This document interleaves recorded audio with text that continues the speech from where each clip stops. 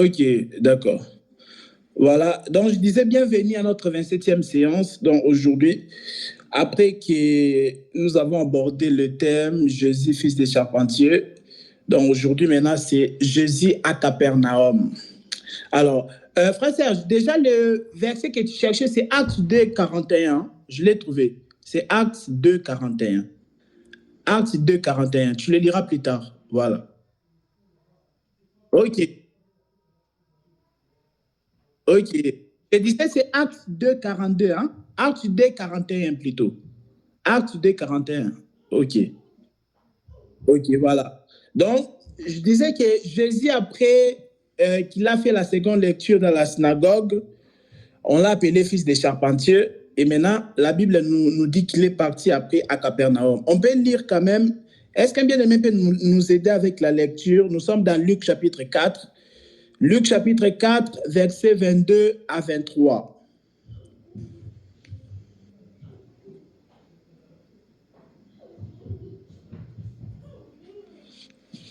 Luc chapitre 4, versets 22 à 23.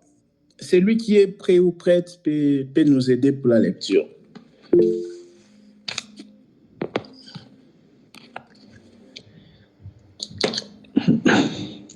Tous lui rendaient témoignage. Ils étaient étonnés des paroles de grâce qui sortaient de sa bouche et ils disaient « N'est-ce pas le fils de Joseph ?» Jésus leur dit « Vous allez sans doute me citer ce proverbe, médecin, guéris-toi toi-même. Et vous me direz, fais ici, dans ta patrie, tout ce que nous avons appris, tu as fait à Capernaum. » Il leur dit encore, je vous le dis en vérité, aucun prophète n'est bien accueilli dans sa patrie. Amen. Merci, frère Joachim. Donc là, vous avez vu que Jésus, après sa seconde lecture dans la synagogue, il a dit que l'Esprit du Seigneur est sur moi, car il m'a oint pour. Voilà, on avait déjà expliqué tout cela. Et maintenant, ils ne vont pas croire à cela. Les habitants de Nazareth, ils ne vont pas croire à la lecture que Jésus avait faite. Pourquoi? Parce que dans Luc chapitre 4, à partir du verset 18, Jésus fait la lecture de ce que Ésaïe, le prophète, avait annoncé. Voilà. Maintenant, Jésus fait cette lecture-là. L'Esprit du Seigneur est sur moi, car il m'a oint pour annoncer une bonne nouvelle aux pauvres. Il m'a oint pour guérir ceux qui ont le cœur brisé. Il m'a oint pour proclamer la liberté aux prisonniers, tout ça. Il m'a oint pour délivrer les captifs, tout ça. Il m'a oint pour publier une année de grâce. Mais maintenant, après avoir lu cela, Jésus dit maintenant, aujourd'hui, cette écriture s'accomplit. Jésus il a dit quoi? Que c'est lui l'accomplissement de ce que Ésaïe, le prophète, avait annoncé. Suite à cela, ils étaient vraiment étonnés parce que, comme vous le savez, Jésus a grandi à Nazareth et les habitants de Nazareth, ils ont dit non, nous, on l'a vu grandir et du jour au lendemain, il se permet de dire que c'est Ésaïe, le prophète, parce que Ésaïe, c'était un grand prophète. Ils étaient vraiment étonnés. Ils se sont dit que Ésaïe, le grand prophète, a annoncé ces choses-là. Maintenant, lui, cet homme ici qui a grandi à Nazareth, il se permet de dire qu'il est l'accomplissement de ce que Ésaïe, le grand prophète, avait dit. Et maintenant, le verset 22, on voit que Jésus l'a dit, ok, donc ils n'ont pas cru en fait en Jésus. Jésus, après avoir fait cette lecture-là, ils ont douté de lui. Ils ont commencé à dire, n'est-ce pas le fils de Joseph, le charpentier? N'est-ce pas le fils des charpentiers? Et donc voilà, ça on l'avait aussi expliqué. Et maintenant, le verset 23, Jésus reprend la parole pour dire que sans doute, ô habitants de Nazareth, sachez que vous m'appliquerez cette phrase ici en disant que médecin, guéris-toi toi-même. Bon, ça, c'était maintenant la croix qu'on avait dit ça. Médecin, guéris-toi toi-même. Tu as guéri les autres. Maintenant, guéris-toi toi-même. Et il a dit aussi que vous allez me dire que fais ici dans ta patrie tout ce que nous avons appris que tu as fait à Capernaum. Répète ça, s'il te plaît. Le verset 23, là. Frère Joachim.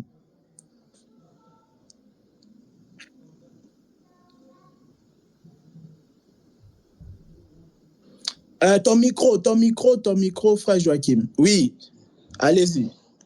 Jésus leur dit, vous allez sans doute me citer ce proverbe, médecin, guéris-toi toi-même, mais vous me direz, fais ici dans ta patrie tout ce que nous avons appris, tu as fait à Capernaum. Ah, vous voyez? Donc, Jésus a réalisé des choses extraordinaires à Capernaum, mais il n'avait pas réalisé cela à Nazareth. Pourquoi? À Nazareth, on n'avait pas crié en lui. À Nazareth, on l'avait méprisé. C'est pourquoi il a dit aucun prophète n'est bien reçu dans sa patrie. Il n'a jamais dit que nul n'est prophète chez soi. Je reviens encore là-dessus. La Bible ne dit pas que nul n'est prophète chez soi. Non. Nul n'est prophète chez soi. Non, c'est pas ça. On dit qu'aucun prophète n'est bien reçu dans sa patrie. C'est-à-dire, tu es prophète, mais dans ta patrie, les gens qui t'ont vu grandir, ils n'arrivent pas à croire en toi. Mais tu es quand même prophète. C'est pas que nul n'est prophète chez soi. C'est-à-dire que tu es prophète partout. Mais quand tu reviens dans ta patrie, tu n'es pas prophète. Non, là, c'est pas juste. C'est pas ce que la Bible dit. La Bible dit qu'aucun prophète n'est bien reçu dans sa patrie. Et par rapport à cela, je vous avais aussi donné l'exemple de Joseph. Joseph, le fils de Jacob, c'est-à-dire aussi chez lui, quand il était avec ses frères, tout ça, quand il avait des songes, tout ça, on s'est moqué de lui. Ah, toi, rêveur des songes, tout ça, on l'a méprisé dans sa patrie. Mais plus tard, lorsqu'il s'est retrouvé en Égypte, il a donné l'explication des songes, tout ça. On l'a considéré comme un prophète, on l'a élevé en Égypte. Donc, il fait le sauveur du siècle. Donc, en Égypte, on appelait Joseph Tchafna Panaet, c'est-à-dire le sauveur du siècle. Donc, il a vraiment sauvé l'Égypte. Voilà, c'est très important. Donc, vous avez compris qu'aujourd'hui, nous allons parler, par la grâce du Seigneur, c'est Jésus à Capernaum, mais je ne suis pas sûr qu'on va finir ces thèmes aujourd'hui. On essaie aussi de ne pas déborder avec les temps, de respecter aussi les temps, parce que les horaires, c'est 18h pile à 19h30. Donc, vraiment, si tout le monde est là à 18h pile, voilà, ça sera une très bonne chose. Et puis, à 19h pile, vraiment, on se quittera ici. Donc, Jésus à Capernaum, je ne pense pas que ça va nous prendre au-delà de 3 séances, vraiment. Il faut d'abord comprendre Capernaum, comme vous le savez, que Capernaum, c'était un ancien village de pêcheurs. Hein? Les pêcheurs, c'est-à-dire ceux qui pêchent des poissons, tout ça. Les pêcheurs de Galilée, ils habitaient là-bas. Voyez? Et donc, du coup, ça se trouve dans le royaume du Nord. Parce qu'en Israël, il y a ce qu'on appelle le royaume du Nord. Dans le royaume du Nord, là, on a Samarie, on a Galilée, hein, on a Samarie, on a Galilée, on a toutes les villes là du Nord là. Et maintenant, royaume du Sud, c'est la capitale, maintenant c'est Jérusalem. Mais dans le royaume du Nord, il y a capitale qui est Samarie. Mais maintenant, Capernaum aussi s'est retrouvé en fait un peu vers le nord-ouest, le nord-ouest d'Israël. Même quand vous regardez sur la carte, c'est un peu au-dessus seulement de Nazareth. Voilà. Donc c'est là-bas. Mais c'était le village de Nahum. Vous connaissez le prophète Nahum, non? Nahum dans la Bible. Voilà. Dans l'ancienne alliance là, vous voyez Michée, Nahum, et puis il y a les livres de Habakkuk. Voilà. Donc le prophète Nahum, son village vraiment c'était Capernaum. Donc il habitait vraiment là-bas. C'est pour ça qu'on appelle ça Capernaum, parce que c'était le village du prophète Nahum. Et Nahum, en fait, par définition, déjà, le nom Nahum, en fait, ça veut dire la consolation, le réconfort. Pourquoi? Parce que le prophète Nahum a joué un grand rôle vraiment à son époque. Pourquoi? Parce qu'il fut un temps où Israël était esclave entre les mains des nations.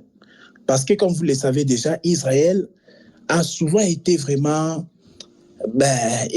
a souvent été en captivité par les nations, par ses ennemis. Parce qu'il y avait une écriture déjà dans Lévitique chapitre 26, les versets 14, verset 16. Pour ceux qui notent, vous pouvez noter. Dans Lévitique chapitre 26, les versets 14, le verset aussi 16. Là, Dieu disait à Israël qu'à chaque fois que toi, Israël, tu vas désobéir à mes commandements, à mes lois, alors sache que moi, l'Éternel, je permettrai à ce que les nations puissent venir te prendre et te châtier. Je permettrai à ce que les nations puissent te prendre et te ramener en captivité. C'était clair. Lévitique chapitre 26, verset 14 au verset 16. Donc, c'était comme ça. À chaque fois que vous voyez Israël s'est retrouvé entre les mains de ses ennemis, c'est parce qu'Israël avait désobéi à la loi de Dieu. Donc, vous comprenez que tant que la loi de Dieu est là, Israël sera toujours en captivité. Donc, il sera toujours entre les mains de ses ennemis. Son errance ne finira jamais. Vous voyez? Donc, à cause de la loi. Donc, Dieu avait fait ça exprès pour montrer à Israël que ta délivrance n'est pas entre tes mains. Il faut que tu puisses croire à un homme qui viendra accomplir la loi afin que toi, tu sois libre. Est-ce que vous me saisissez? Tout le monde me suit, hein?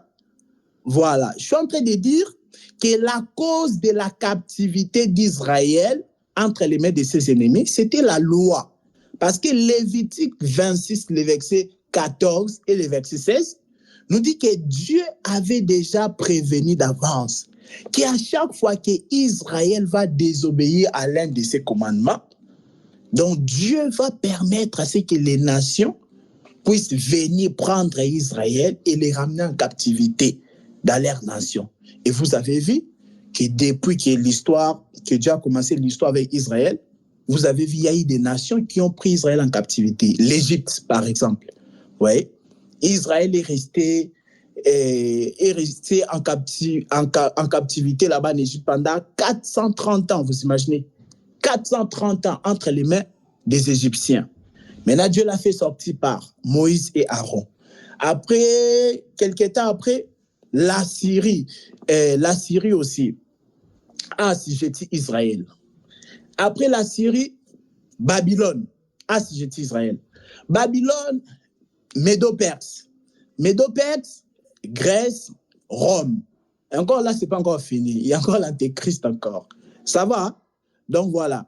Il y a eu toujours des ennemis qui ont pris Israël en captivité, qui ont assujetti Israël. Il y a eu l'Égypte, il y a eu la Syrie, Babylone, Médo-Perse, Grèce et puis Rome. Donc voilà, ce sont les ennemis que jusque-là, Dieu s'est servi pour châtier Israël. Mais tout ça, c'était à cause de la loi. Et maintenant, je suis entré là-bas pour vous parler du prophète Nahum. Le prophète Nahum, en son temps, il s'est passé qu'Israël, une partie d'Israël aussi était en captivité. Parce qu'à chaque fois qu'Israël part en captivité, ce n'est pas tout le monde. Il y a toujours les rescapés, il y a toujours un reste. C'est très important. À chaque fois qu'on amène Israël en captivité, il y a toujours un reste. Cela nous montre quoi aussi? Cela nous montre aussi que même aujourd'hui, on a des chrétiens. Hein? Voilà, vous avez déjà compris, vierge folle et vierge sage. On a des chrétiens, mais il y a des chrétiens, il y a un moment donné, il va dire, ah, non, lui l'évangile, c'est un pas dedans, un pas dehors. Vous voyez? Mais la Bible dit que les solides fondements de Dieu restent debout. Même s'il y aura des chrétiens qui vont bafouer la parole de Dieu, mais il y aura d'autres qui seront toujours là. Parce que les solides fondements de Dieu doivent rester debout. Donc, quand bien même on venait prendre Israël pour les ramener en captivité, il y avait toujours une partie qui restait quand même, qui restait là. Et maintenant, au temps du prophète Nahum, Israël a été assujetti par la Syrie. Vous connaissez la Syrie, non? Voilà, la nation de la Syrie là, a assujetti Israël. Et le prophète maintenant, Nahum, est en train d'annoncer la consolation au reste d'Israël, qui n'était pas parti en captivité. Il est en train de leur annoncer que bientôt Dieu va apparaître, bientôt Dieu va s'élever, et pour venger son peuple, pour juger la Syrie va tomber, elle va connaître la déchéance, va connaître l'échec, et Israël va revenir. Donc, le message du prophète Nahum, c'était vraiment la consolation. Assurer à Israël que, en réalité, Israël ne va pas finir comme ça en captivité. Non. Israël finira par remonter. Il ne demeurera pas éternellement là-bas. C'est pourquoi la Bible dit dans Isaïe que les ténèbres ne régneront pas toujours. Donc même lorsque la Syrie a assujetti Israël, a dominé Israël, en amenant Israël en captivité, cela ne pouvait pas durer éternellement parce que le Dieu d'Israël est toujours vivant. Donc le message du prophète Nahum, c'était de donner, d'apporter la consolation. D'apporter la consolation. Donc, le prophète Nahum habitait là-bas à Capernaum. Donc, c'est pourquoi on appelle ça Capernaum. Donc, c'est ville ou village du prophète Nahum, qui veut dire la consolation.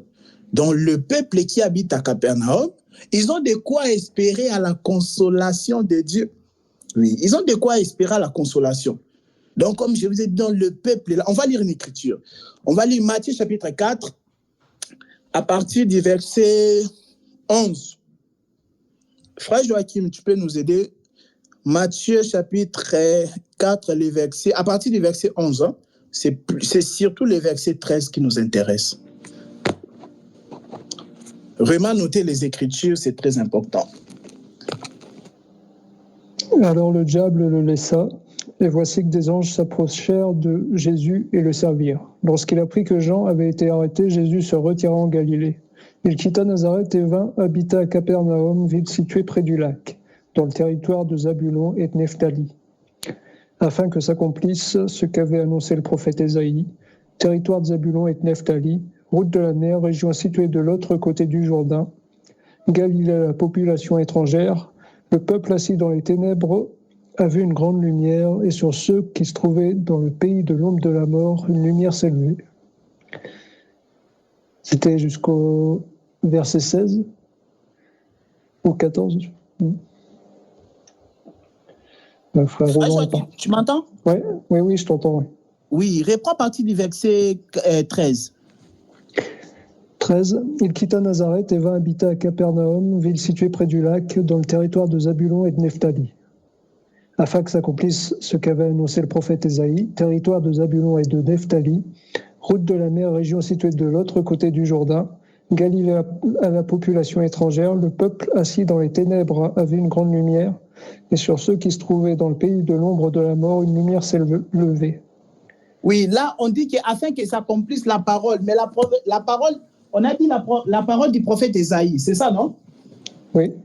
Oui, maintenant tu peux prendre Ésaïe chapitre 9, le verset 1 à 2.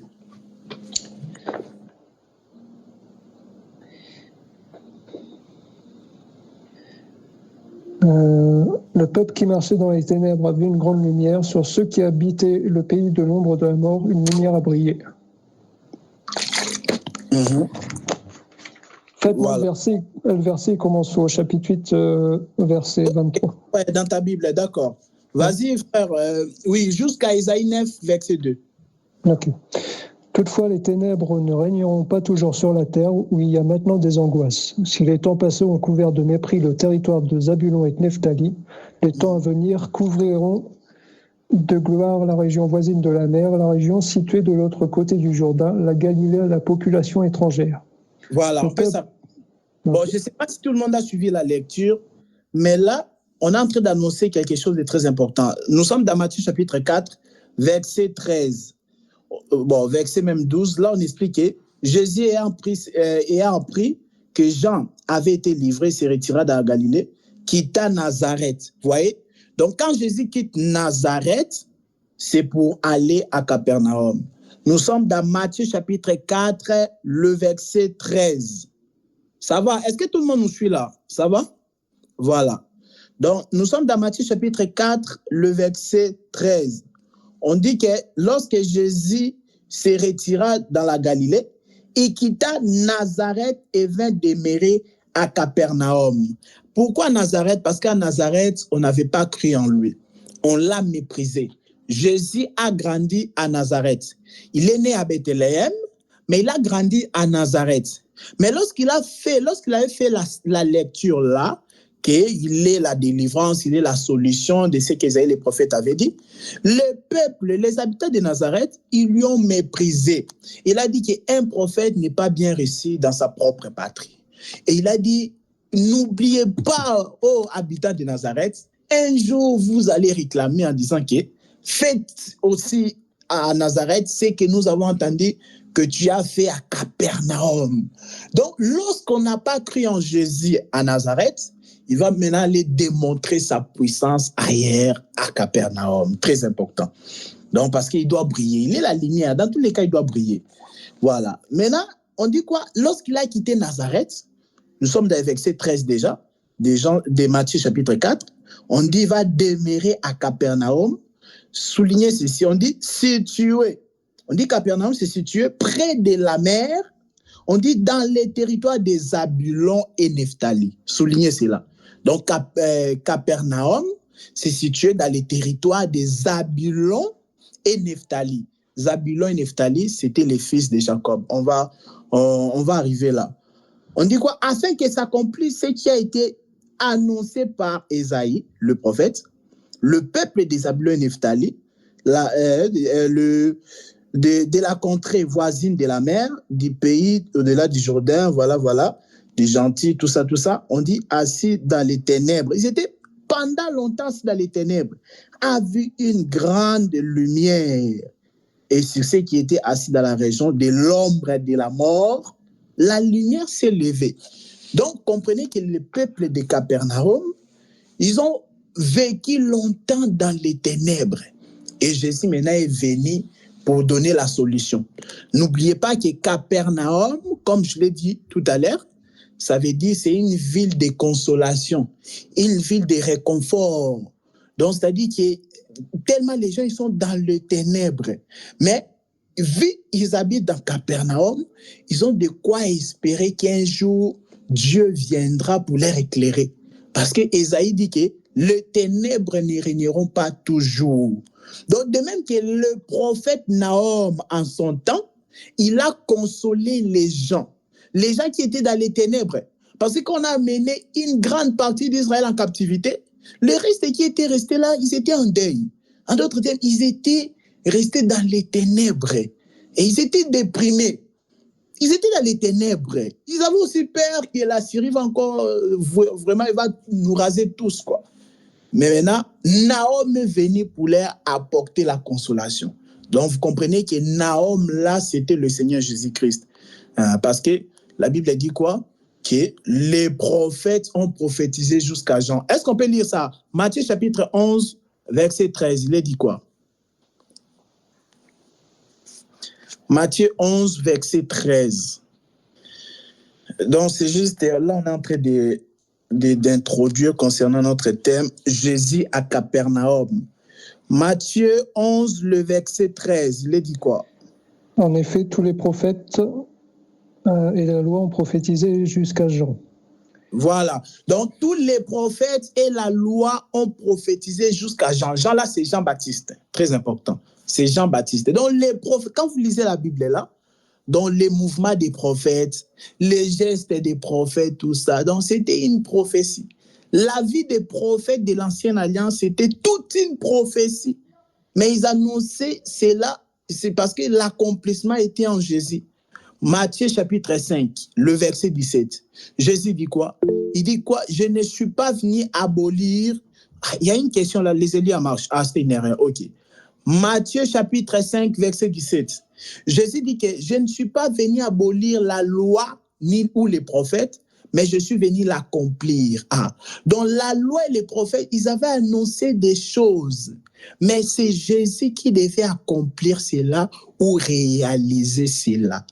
Donc, quand vous voyez les prophètes de l'Ancienne Alliance, vous voyez les David, vous voyez les Salomon, vous voyez les Job, vous voyez tous ces prophètes-là, leur vie attestait d'avance soit la souffrance, soit la gloire de Christ. Donc, la vie des prophètes de l'Ancienne Alliance était toute une prédication. Frère Joachim, prends encore Ésaïe. Ésaïe chapitre 8, verset 18, il est dit quoi? Ésaïe chapitre 8, verset 18. Pour comprendre ce que Jésus a fait par rapport au prophète Nahum. Ésaïe 8, verset 18, il est dit quoi? Me voici, moi et les enfants que l'Éternel m'a donnés. Nous servons de signe et de présage en Israël de la part de l'Éternel, le maître de l'univers, qui réside sur le mont Sion. Voilà. Ésaïe dit que moi et les enfants que l'Éternel m'a donnés, nous sommes un signe et présage pour l'Éternel. Donc les prophètes de l'Ancienne Alliance étaient les signes. Ils étaient les signes. Ils étaient en train d'annoncer un message. Mais le message là demeurait encore dans l'ombre. Le message là n'était pas dans la clarté. C'est pourquoi maintenant la Bible dit quoi dans Matthieu? La Bible dit quoi? On n'allume pas une lampe pour les mettre en dessous du boisseau, oui. Donc on n'allume pas une lampe pour les mettre en dessous de la table. Vous voyez, dans une maison, il y a une table et puis on allume une lampe, on prend la lampe là, on le met sous la table. La Bible dit quoi? Que ça n'éclairera pas toute la maison. Mais lorsqu'on allume une lampe, on le met sur les chandeliers afin que toute la maison soit éclairée. Voilà. Les prophètes de l'Ancienne Alliance, c'était aussi une lampe, mais une lampe qui était mise sous la table. Ils ne pouvaient pas éclairer le monde entier. Voilà pourquoi ils étaient seulement pour Israël. Les prophètes de l'Ancienne Alliance, ils étaient seulement pour Israël. Pourquoi? Parce que c'était une lampe qui était sous la table. Mais Jésus, quand il est venu, lui maintenant, il était la lampe sur le chandelier qui éclairait toute la maison, c'est-à-dire tout le monde entier. Aujourd'hui, même les païens, même les athées, ils connaissent Jésus. Ils connaissent Jésus. Sœur Laria a une question. Oui, je vais te donner la parole, Sœur Laria. Donc, aujourd'hui, tout le monde a déjà entendu parler de Jésus, même athée ou païen ou pas païen, parce que d'ailleurs, Jésus est devenu la référence du temps. Si aujourd'hui, on dit qu'on est en 2024, c'est parce qu'on suppose qu'en l'an 0, que Jésus était né. Bon, ça aussi, on en parlera un jour pour vous donner encore quelques précisions. Donc, si on dit qu'aujourd'hui, on est en 2024, c'est parce qu'on suppose que c'est l'an 0, c'était la naissance de Jésus. Donc, Jésus est devenu la référence même du temps. Donc, c'est vraiment lui, la lampe qui a été mise sur les chandeliers afin que toute la maison soit éclairée. Donc, le prophétie, les messages des prophètes de l'Ancienne Alliance, c'était aussi une lumière parce qu'ils annonçaient Christ. Mais ils n'annonçaient pas Christ dans la clarté, non. Ils annonçaient Christ dans l'ombre.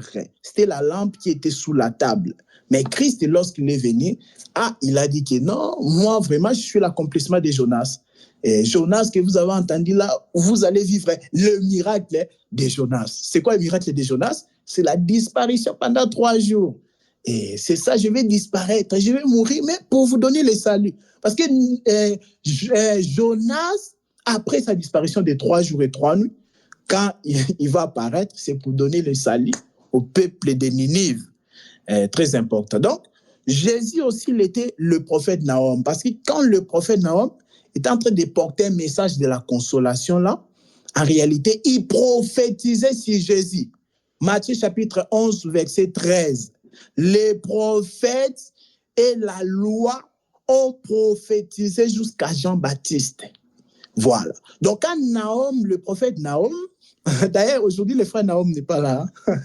Donc, quand le prophète Nahum est en train de prophétiser, apportant un message de la consolation, c'est là annoncer ce que Christ allait faire. Donc, Christ, après être rejeté à Nazareth, il est parti demeurer à Capernaum parce qu'on l'attendait. On disait que vraiment, il faut qu'on puisse voir l'accomplissement de Nahum. Bon, je le continuer. Je ne sais pas si la question de la sœur Laria va nous prendre du temps. Vas-y, sœur Laria, on t'écoute. Tu avais une question. Ton micro. En fait, oui, quand tu disais que c'était pour les Juifs, que les prophètes étaient comme une lampe en dessous d'une table. Oui. Et pour Israël à l'époque là. C'est comme aujourd'hui, non? C'est-à-dire que les Juifs ne vont pas comprendre Paul. Oui. Attention, oui, vas-y, termine ta question. C'est-à-dire qu'avant, les prophètes, là, ils étaient là pas pour éclairer, pour les enseigner, non, mais pour faire un chemin, non? Pour leur montrer qu'il y a quelqu'un qui va venir. Voilà, c'est pas ça. Les prophètes d'Ancienne Alliance. Les prophètes d'Ancienne... Oui, ils étaient là, ils étaient en train d'annoncer Christ, mais dans l'ombre, tu vois. Oui, voilà, ça que je disais. Donc, aujourd'hui, les Juifs, ils comprennent mieux, par exemple, Moïse, mais ils ne vont pas comprendre Paul, ils ne vont pas comprendre Matthieu. Non, Matthieu, oui. Je veux dire Paul. Ok. Oui, ouais, je comprends. Mais c'est parce que la Bible dit qu'il y a une prophétie concernant eux, dans Romains chapitre 11, Romains 9 aussi, que Dieu leur a rendu incrédule pour un temps seulement, tu vois. C'est pour un temps. Mais quand Dieu va leur ouvrir les yeux, alors là, ils vont se repentir et ils vont croire en l'œuvre de la croix. Ça va? Donc, l'œuvre de la croix, c'est pour nous les nations, c'est aussi pour Israël. Parce que l'œuvre de la croix, c'est la lampe qui a été mise sur les chandeliers. On dit que lorsque la lampe est mise sur les chandeliers, c'est pour éclairer pas une petite partie de la maison qui n'était pas éclairée. Non, c'est pour éclairer toute la maison. Quand la lampe est mise sur les chandeliers, ce n'est pas pour éclairer les nations seulement qui autrefois étaient dans les ténèbres. Mais la Bible dit que c'est pour éclairer toute la maison. Donc l'œuvre de la croix, c'est pour éclairer toute la maison. Quiconque croit, c'est ça que la Bible dit. Dans Actes des Apôtres 13, verset 38. On dit quiconque croit en lui, Actes 10, 43, on dit quiconque croit en lui reçoit en son nom le pardon des péchés. C'est ça. Donc voilà, donc la lampe est disponible pour tout le monde, mais quant à Israël, le Seigneur l'a rendu incrédule juste un peu de temps. Après l'enlèvement, ils seront sauvés. Ça va, c'est à rien? Voilà. Donc on continue. Vous avez compris, bien aimé, que Jésus-Christ était l'accomplissement du prophète Nahum. C'est que Nahum avait fait en apportant un message de la consolation parce qu'Israël était en captivité. Parce que je vous ai dit, la cause de la captivité, c'était déjà mentionné dans Lévitique chapitre 26, les versets 14 à 16. C'était la cause de la captivité, en réalité, c'était la désobéissance de la loi. Donc la loi était là, une pierre d'achoppement. À chaque fois qu'Israël s'est heurté, ben voilà, la loi est tombée sous les pièges de la loi. Et c'est comme ça, il s'est retrouvé donc en captivité. Mais les prophètes, Nahum est là pour dire que les ténèbres ne régneront pas toujours. Les ténèbres, un jour la lumière va venir. Et Matthieu nous a montré dans Matthieu chapitre 4, on a dit ce peuple a demeuré pendant longtemps dans les ténèbres, le peuple de Capernaum. Maintenant, Jésus est venu là-bas, après avoir quitté Nazareth, pour éclairer. Et la consolation que Jésus a apportée là-bas, c'était quoi? C'était guérir les malades. Vous allez voir beaucoup de miracles s'est fait en Capernaum. En plus, des miracles extraordinaires. Jésus l'a fait à Capernaum. Donc, vous avez vu, Jésus, lorsqu'il va à Capernaum, il console ce peuple-là par les miracles. Donc, les miracles, ça regroupe quoi? La délivrance, c'est-à-dire il chassait les démons. Donc, la délivrance aux gens qui étaient, voilà, et aux captifs, tout ça. Il délivrait, il chassait des démons. Il guérissait les malades. Il a même ressuscité les morts. Et il a même ressuscité les morts. Donc, le peuple-là, les ténèbres de ce peuple de Capernaum, c'était quoi? C'était la maladie, c'était les démons, c'était le péché et la mort. Je répète. La Bible dit que pendant longtemps, le peuple de Capernaum ont demeuré dans les ténèbres. Et les ténèbres, là, c'était quoi? C'était la maladie, c'était les démons, c'était le péché et c'était aussi la mort. Parce que, comme je vous ai dit, dans Capernaum, Jésus a guéri les malades. Dans Capernaum, Jésus a chassé les démons. Dans Capernaum, Jésus a ressuscité les morts. Dans Capernaum, Jésus a pardonné les péchés. Vous savez que Jésus a pardonné les péchés quand il était encore vivant. Je ne sais pas si vous le savez. Jésus pardonnait les péchés. Chose qu'aucun prophète ne l'avait fait. C'est pourquoi on montre que Jésus est Dieu. Parce qu'aucun prophète, a commencé par, je ne sais pas, par Adam jusqu'à Jean-Baptiste. A commencé par Adam jusqu'à Jean-Baptiste, il n'y a aucun prophète qui pouvait dire que tes péchés soient pardonnés. Mais Matthieu, on va vérifier cela. C'est écrit. Frère Joachim, prenons ça. Matthieu chapitre 9, à partir du premier verset. Bon, quand vous lisez les chapitres 8, vous comprenez, c'était à Capernaum. Voilà, donc on ne va pas trop perdre du temps pour la lecture, mais on prend juste Matthieu chapitre 9. Le verset 1, il est dit quoi, frère Joachim? Jésus monta dans une barque, traversa le lac et se rendit dans sa ville. Des personnes lui amenèrent un paralysé couché sur une civière. Voyant leur foi, Jésus dit au paralysé, « Prends courage, mon enfant, tes péchés te sont pardonnés. » tes Alors, péchés pardonnés. Oui, vas-y, continue. Alors quelques spécialistes de la loi se dirent en eux-mêmes, cet homme blasphème. Mais Jésus connaissait leurs pensées. Oui. Il dit, pourquoi avez-vous de mauvaises pensées en vous-même? En effet, qu'est-ce qui est le plus facile à dire? Tes péchés te sont pardonnés ou lève-toi et marche. Ah, oui. Afin que vous sachiez que le... Oui. Oui, vas-y, continue. Les derniers versets là. Afin que vous sachiez que le Fils de l'homme a sur la terre le pouvoir de pardonner les péchés, lève-toi, dit-il alors au paralysé, prends ta civière et retourne chez toi. L'homme se leva et rentra chez lui. Oui, on peut s'arrêter là. Vous voyez? Donc, il y a un homme paralytique et Jésus l'a compris. Ah, la véritable maladie, c'est d'abord le péché. Et on m'entend, hein? Est-ce que tout le monde me suit là? Nous sommes ensemble, hein? Voilà. Cet homme-là, le paralytique, là, était malade, mais Jésus a compris que la véritable maladie, c'est quoi? C'est le péché. Il dit quoi? Il dit que tes péchés sont pardonnés. Vous imaginez vraiment? Je vous ai dit, chose qu'aucun prophète n'avait fait. Et quand il fait ça aux yeux des Juifs, ils disent que tu es en train de blasphémer. Blasphémer dans des propos insultants à l'égard de Dieu. Ce sont des propos insultants à l'égard de Dieu. Tu dis quoi? Que tes péchés soient pardonnés. Ça c'est un blasphème. Ça, c'est grave. Parce que les Juifs, depuis qu'il est né, il ne connaît pas un prophète qui pouvait dire, qui a déjà dit que tes péchés soient pardonnés. Non. Aucun prophète n'a ce pouvoir-là. Hein? Même ceux qui viennent après là, aucun prophète, aucun homme de Dieu peut te dire que tes péchés soient pardonnés. Que tes péchés soient pardonnés. Parce que tellement il est audacieux, il dit que tes péchés soient pardonnés. Non, ça c'est l'apanage de Jésus-Christ. C'est là où on montre aux musulmans que Jésus-Christ est le Dieu véritable. Que tes péchés soient pardonnés. Vous imaginez? Donc je vous ai dit, même aujourd'hui, aucun homme de Dieu peut dire que tes péchés soient pardonnés. Non, c'est pas comme ça. Que tes péchés soient pardonnés. Non. Parce que Actes chapitre 10, verset 43, on nous montre comment Dieu accorde le pardon du péché. C'est qu'il faut que la personne puisse croire en Jésus-Christ.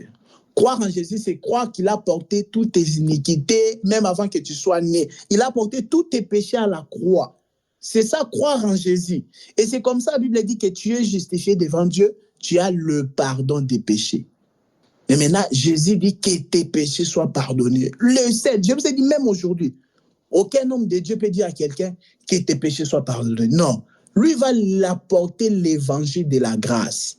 Il va l'apporter l'évangile qui apporte la connaissance du salut. Et maintenant, c'est comme ça la personne va croire et la personne va recevoir automatiquement le pardon du péché. Vous voyez, donc c'était un scandale. Les Juifs, ils ont dit quel blasphème. Tu as le pouvoir de pardonner les pécheurs. Donc le peuple de Capernaum, là, ils étaient dans les ténèbres. Les ténèbres, c'était les péchés. Ils étaient vraiment dans le péché. Et Jésus, il vient, il dit que tes péchés soient pardonnés. Vous voyez? Donc c'est ce que j'entends aujourd'hui. Et bon, dans certaines églises, on prêche les liens, tout ça. Hein, si aujourd'hui, tu es lié par les démons, parce que tes parents, tes grands-parents, tes arrière-grands-parents, tout ça avait fait des alliances, des pactes avec les diables, c'est pourquoi toi, tu es lié. Non, il faut remonter vraiment au premier grand-père qui est Adam. Toi, tu remontes seulement à l'arrière-grand-père. Non, ça ne suffit pas. Il faut remonter parce que nous tous, nous sommes issus d'Adam. C'est ça que la Bible nous dit dans Actes des Apôtres, chapitre 17, verset 26. On ne va pas le lire. Actes 17, verset 26, on nous montre que nous tous, habitants de la terre, nous sommes sortis d'un seul. Un seul là, c'est Adam. Nous sommes sortis d'Adam. Et c'est comme ça, nous sommes sortis d'un seul sang qui est Adam. Mais maintenant, si on te dit que tu es lié par rapport au pacte de tes arrière-grands-pères, il faut dire non, c'est pas ça. Il faut remonter encore à l'origine. Parce que notre grand-grand-grand-père, c'est Adam. Donc, Adam, c'était quoi? C'était quoi, en tout cas, les liens? Les liens d'Adam, c'était quoi? Est-ce que quelqu'un peut me répondre? Les liens d'Adam, c'était quoi? Adam était lié par quoi? Est-ce que quelqu'un peut me répondre? Allumez vos micros, me répondre. Les liens. Il était aussi lié. C'était quoi les liens d'Adam? Vous n'avez pas d'idée? C'est Laria, il n'y a pas d'idée. Frère Serge, frère Joachim, Adam était lié aussi. Parce qu'on nous dit que nos grands-parents, tout ça, ils ont fait des pactes avec les diables, ils sont liés, tout ça. Mais il faut qu'on commence à l'origine. Les grands-pères, là, non, ils sont nés là à 20e siècle, 19e siècle et tout ça. Non, il faut qu'on remonte à Adam.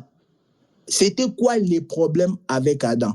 Pourquoi Adam a fait tomber l'humanité dans les ténèbres? Ah, là, vous avez la réponse quand même. Vous n'avez pas la réponse, frère Joachim, oui? Parce qu'il a écouté la prédication du serpent au lieu d'écouter Dieu. Voilà. Non, c'est simplement les péchés. Amen. C'est ça. Donc, c'est ça. Ne pas écouter Dieu, écouter les diables. La Bible appelle ça la désobéissance. La désobéissance, c'est ça le péché. Donc, ce qui a fait que l'humanité puisse se plonger dans les ténèbres, c'était à cause du péché d'Adam. C'était ça les liens. Quand quelqu'un vient te prêcher les liens, dis-lui non, il faut me parler d'abord du premier lien là, les premiers liens qui existaient. C'était les liens de la désobéissance d'Adam. Mais Romains 5 nous dit quoi? À partir du verset 17, on dit quoi? On dit de même par la désobéissance d'un seul, la mort a régné. De même, quand on dit la désobéissance d'un seul, là, c'est Adam le premier. Maintenant qu'on dit par l'obéissance d'un seul, là, c'est le second Adam qui est Jésus. Adam le premier a désobéi, mais Adam le second Adam qui est Christ, lui, il a obéi. Il a obéi à la mort et à la mort de la croix. Et c'est comme ça que nous sommes justifiés. Nous ne sommes plus dans les liens. Si tu étais condamné par les liens d'Adam à cause du péché, à cause de sa désobéissance, mais le second Adam est venu par son obéissance pour te racheter de ces liens-là, pour te libérer de ces liens. Est-ce que ça va? Donc, un enfant de Dieu, celui qui a crié en Jésus-Christ, n'a plus de liens. Parce que les liens les plus forts, ce n'est pas les liens de ton arrière-grand-père. Non! Les liens les plus forts, c'était les liens d'Adam. Et Christ a brisé cela. Il a brisé ces liens-là. Il a dit, je suis venu rendre libres les captifs. Autrefois, on était des captifs, mais il est venu nous libérer. Bon, on est déjà 19h30. Je vais rapidement conclure pour aujourd'hui. Comme je vous avais déjà prévenu qu'on ne va pas finir ces thèmes aujourd'hui. Mais déjà, pour conclure pour aujourd'hui, vous avez compris que le peuple de Capernaum ont demeuré longtemps dans les ténèbres. Je vous ai dit, les ténèbres là, c'était le péché. Je vous ai donné l'écriture de Matthieu chapitre 9 où Jésus il a pardonné un pécheur. Il a dit que tes péchés soient pardonnés. Ça, c'est fort. Hein? Et il a pardonné où? C'était à Capernaum. Il a dit que tes péchés soient pardonnés. Vous voyez? Donc, cet homme paralytique-là a demeuré longtemps dans les ténèbres aussi. Mais la consolation, Jésus étant le véritable prophète Nahum, il a apporté la consolation. La consolation par rapport au problème du péché, c'est quoi? C'est le pardon. Vous vous rappelez qu'on a parlé du pardon ici du péché. On a passé beaucoup de séances là-dessus. Donc, la solution face au péché, c'est le pardon. Donc, le peuple de Capernaum, donc retenez cela, a demeuré dans les ténèbres. Les ténèbres, c'était le péché. Les ténèbres, c'est la maladie. Les ténèbres, c'est les démons. Les ténèbres, c'est aussi la mort. Parce que c'est vrai que le temps nous manque de continuer encore à expliquer. Mais aussi, notez, comme je vous ai dit, permettez à ce qu'on finisse à 45, hein, s'il vous plaît, 19h45, parce que vraiment, on a commencé en retard. On va lire une écriture, s'il vous plaît. Matthieu. On va lire Matthieu, chapitre 8. Alors, Matthieu, chapitre 8, le verset 16. Oui, Matthieu, chapitre 8, verset 16. Donc, ça se passe toujours à Capernaum. Matthieu 8, le verset 16. Vas-y, frère Joachim, s'il te plaît. Le soir venu, on amena vers Jésus de nombreux démoniaques. Il chassa les esprits par sa parole et guérit tous les malades. Voilà. Oui. Ainsi s'accomplit ce que le prophète Ésaïe avait annoncé. Il a pris nos faiblesses et il s'est chargé de nos maladies. Amen. Vous voyez, donc c'est ça encore une fois de plus.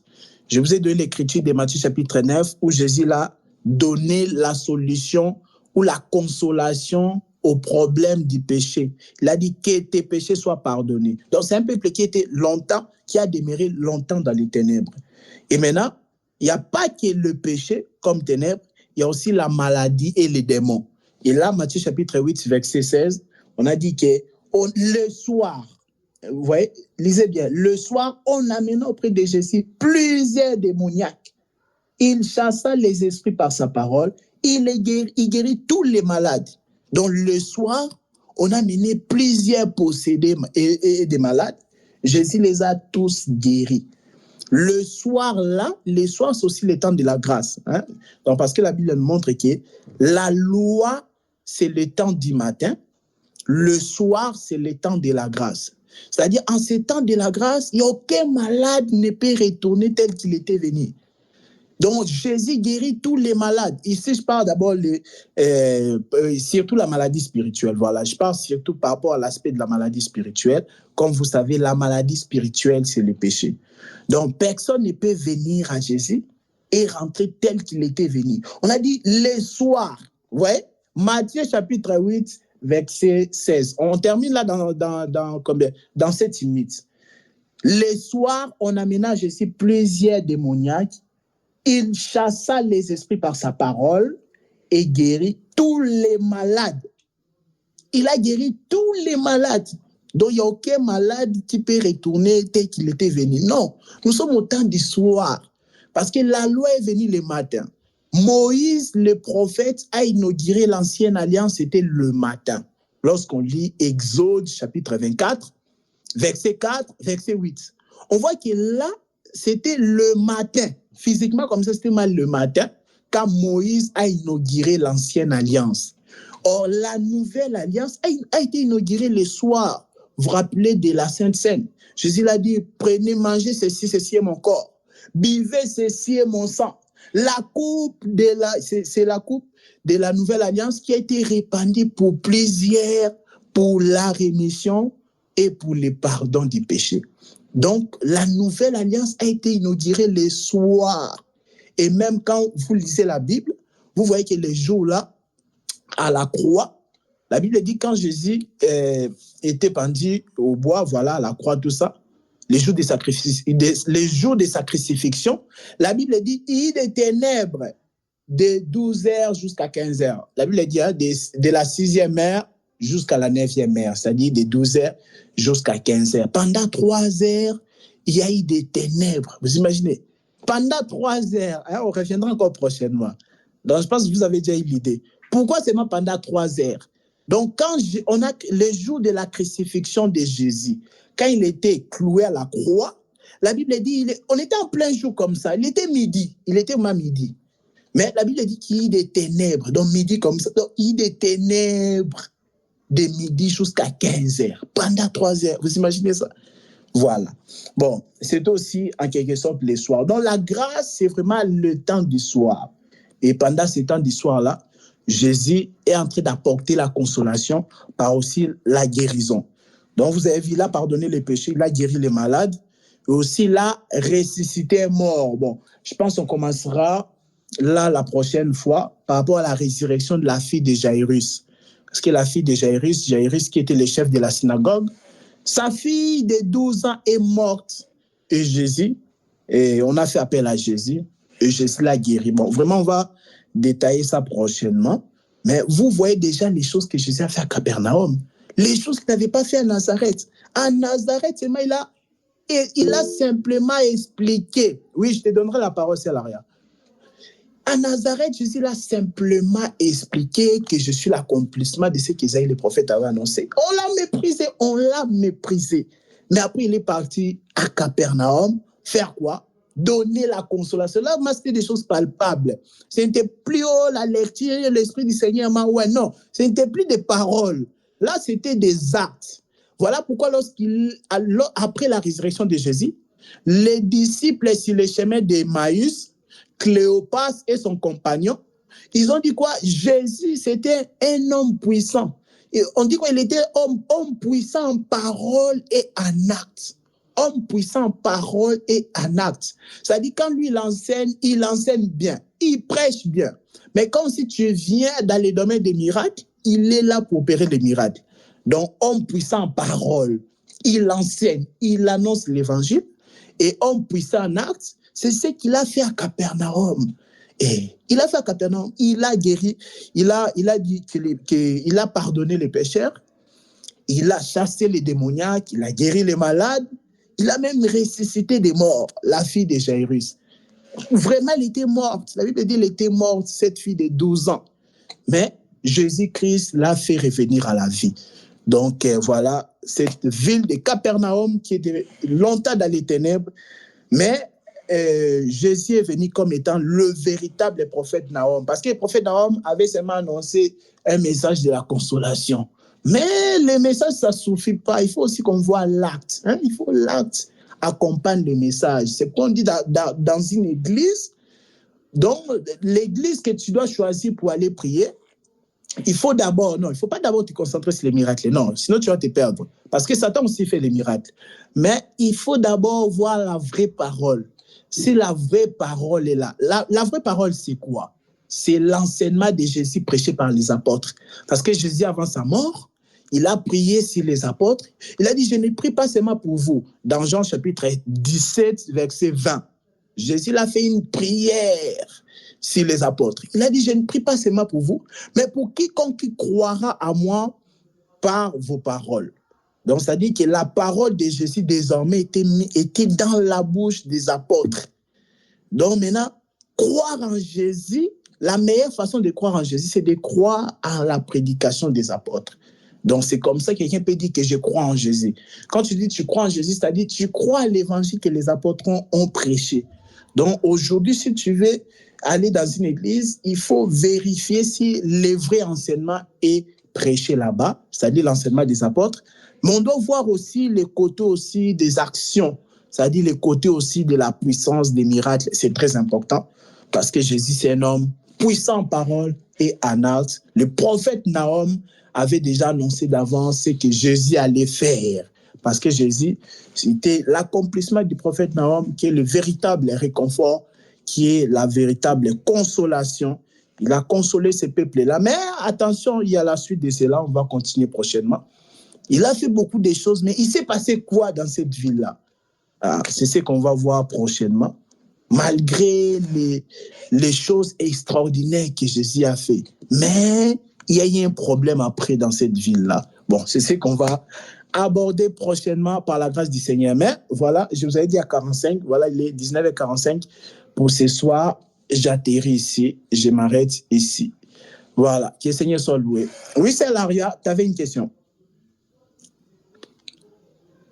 Ton micro, allume ton micro. Bon, c'est pas vraiment une question. Je me disais que la fille là qui avait 12 ans dans la révélation, c'était pas les Juifs, les 12 tribus, entre guillemets, qui se réveillent, pardon. Ah, bon, tu vois, j'ai même pas touché cela, tu vois, j'ai juste évoqué cela. J'ai dit on commencera là la semaine prochaine, d'accord?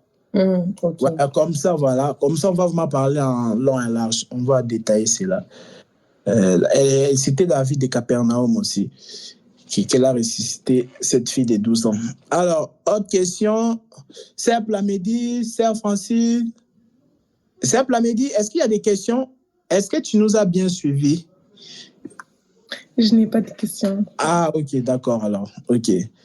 Frère Joachim, ça va? Pas de questions non plus. Ah, ok, c'était clair alors, ok. Sœur Myriel, voilà, bon, ouais, ok. Donc voilà, donc c'est aujourd'hui on a commencé ce thème Jésus à Capernaum. Comment? Là, j'ai pas de questions. Ah, d'accord. Et Seigneur soit loué. Donc voilà, c'était un peu une grande introduction concernant le thème Jésus à Capernaum. On va le continuer par la grâce du Seigneur et on fera de sorte à ce qu'on ne puisse pas faire passer trop de séances là-dessus. Et après, on doit parler Jésus âgé de 33 ans. Non, après Jésus à Capernaum, on parlera sur les miracles catalogués de Jésus. Parce que Jésus, parmi ces miracles, il y a eu vraiment des miracles qu'on a catalogués, qu'on a classés vraiment, donc en ordre. On parlera des miracles catalogués de Jésus. Ensuite, on parlera Jésus âgé de 33 ans. Pourquoi il devait seulement mourir à 33 ans? Pourquoi il devait mourir seulement à 33 ans et pas à 35 ans ni 50 ans? Pourquoi il est mort seulement à 33 ans? Donc, on va aborder cela. Et puis, ce qui s'était passé les jours-là à la croix. Pourquoi sur la croix, Jésus a prononcé 7 paroles? Parce que les jours de sa crucifixion, Jésus a prononcé 7 paroles. C'est quoi les 7 paroles-là? Et puis, on va expliquer ça par la grâce du Seigneur.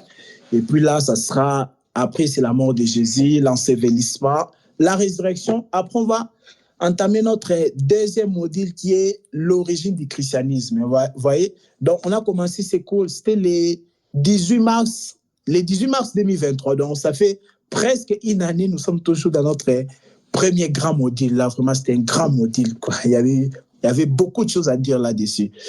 Oui, sœur Francine, avant qu'on puisse prier, on t'écoute. Oui, bien aimé. La question sur les clous, c'était finalement combien de clous? Je vais les verser. Non, ça c'est un devoir que je vous avais donné. Non, prochainement encore. Je vais répondre ça prochainement. Parce que, frère Joachim, tu étais là ou pas quand j'ai posé la question sur les clous? Tu étais là? Oui, j'avais répondu 3, il me semble. Oui, c'est ça. Donc, j'avais posé la question, les jours-là de la crucifixion de Jésus, c'était avec combien de clous qu'on l'avait cloué à la croix?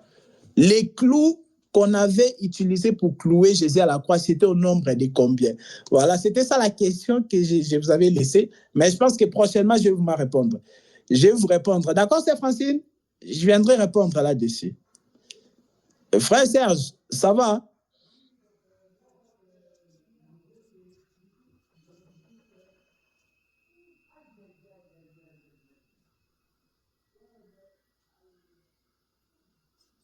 Oui, vas-y, parle.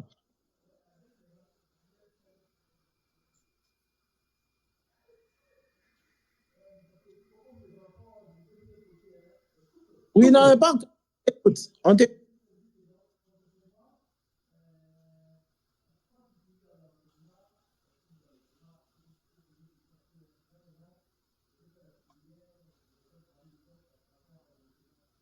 Ah oui.